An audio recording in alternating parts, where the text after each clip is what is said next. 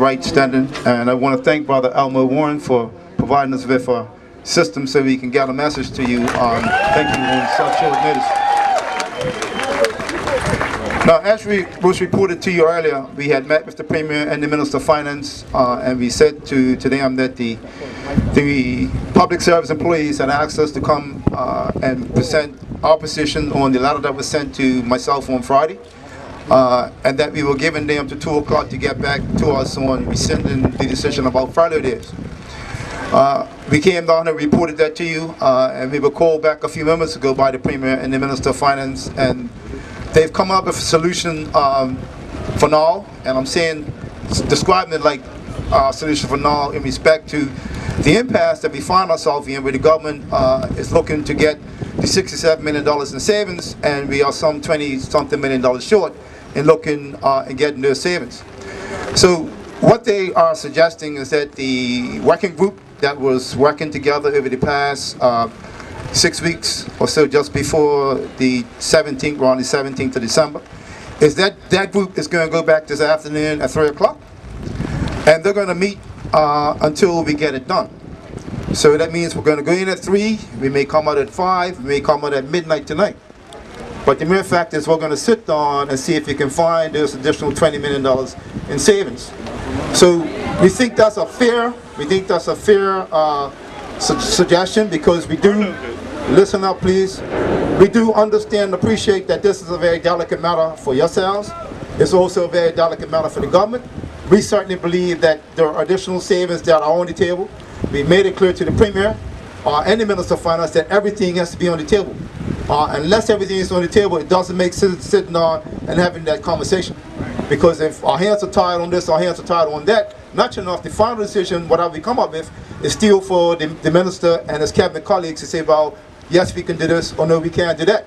So we're not trying to take anything away from them as it relates to their power as a government. But certainly we want to make sure that if we're going to have this conversation, it's not an exercise in futility where we're going to the table recognizing that this is off the table and that's off the table. Everything is on the table, so we're going to sit down and have that conversation. The last thing that is very concerning to us is the issue of the furlough day, that the Premier is saying that that is going to remain on the table. Listen. Listen.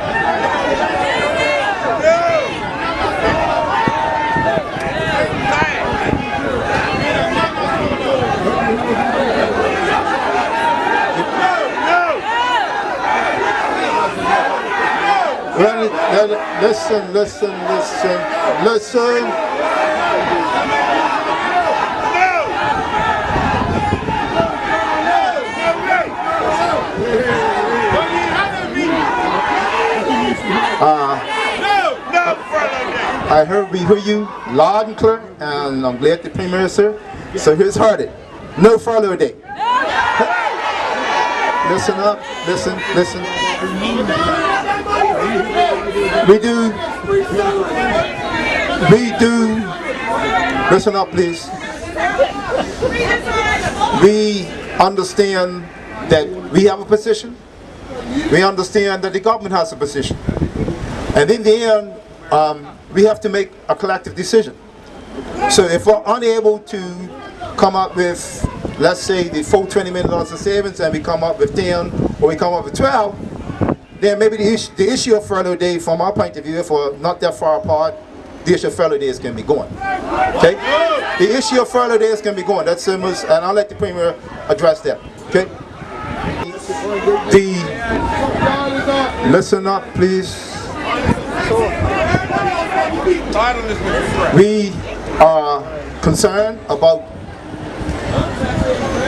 it appears, as I said to you earlier, that whatever savings is the government is looking for it from all the government employees. And we are extremely concerned about that. But listen up, we certainly believe that if we can get back to the table at 3, the TUC upstairs agreed that if we can get to the table at 3, we can certainly look at finding those additional savings.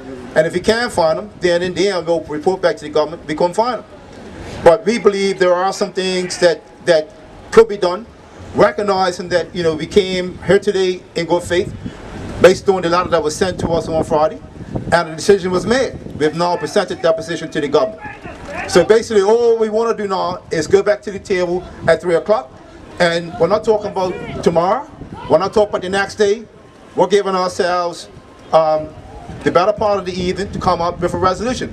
And if we can't come up with a resolution on behalf of the country, then we'll tell the Premier we couldn't do it, and now the ball is in their court. Yeah? So, well, listen.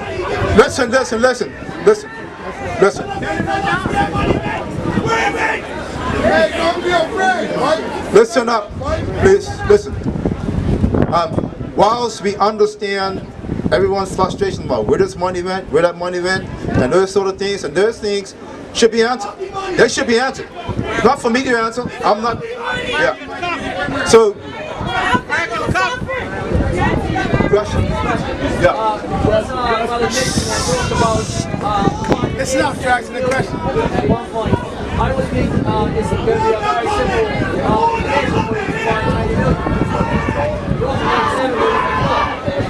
Okay. The question was. Listen up, please. The question was from the media when the TUC presented this. When we were having the meetings of working group, the number that the TUC came up with is cost savings between $65 to $80 million. And whether or not, in those numbers, can we relook at them and find the cost savings that the government's looking for?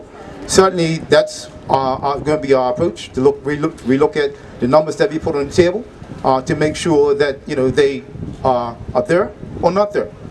We certainly want to make sure. That's why we asked the question whether everything was back on the table. Yeah? Any further questions from the media? Yeah. Thank you, Mr. President. I think the President has encapsulated everything that went on this morning. Thank you for coming out, and I want to thank the BTUC for the work they've done over the past couple of months to try to find the savings that are required. Let's be very clear again. We face a very difficult position. We can't keep going on spending more money than we're actually earning. Tough decisions have to be made. Tough decisions have to be made. The BTUC came today. We had a discussion upstairs, and we've decided to continue to meet on this. A budget has to be done, and everything has to be on the table. I take the good faith the BTUC came in, and we'll continue to work with them and do the best that we can to find the correct solutions. It's in the interest of future generations that we do it, and if we keep kicking the can down the road, it's not going to work. The BTUC has given me the good faith that they will negotiate, and in the meantime, everyone will go back and do the work that they're expected to do with the services they have to do, and we'll get around the table at 3 o'clock this afternoon. As soon as we get reports, we'll give the reports to you. Thank you. Mr. Premier, the government indicated in its letter to the BTUC that if they follow this and accepted, some government services are going to have to be shut down and workers are going to have to be sent home. Do you think that was too much of a harsh approach to take in retrospect? Mr. Burrito, everything has to be on the table at this point because we have to find solutions. You're not backing out from that position, are you? It's all about the America's Cup. It's all about the America's Cup. Excuse me.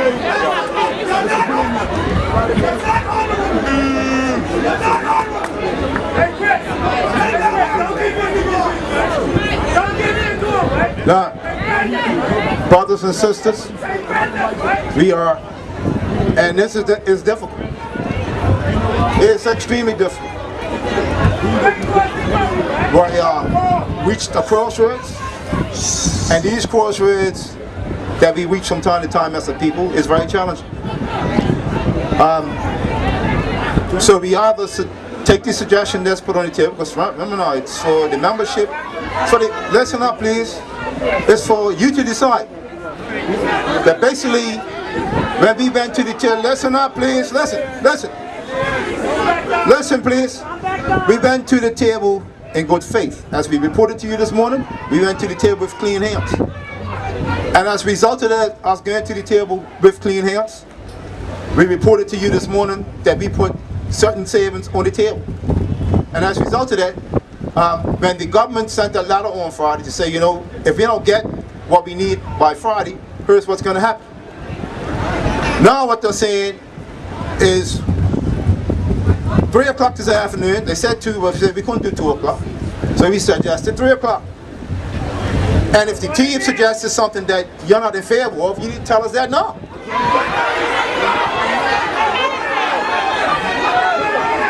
Brothers and sisters, let's make it absolutely clear. The BTUC's position has not changed. Our position is no furloughs. That is our position. What we asked was for the government to take it off the table.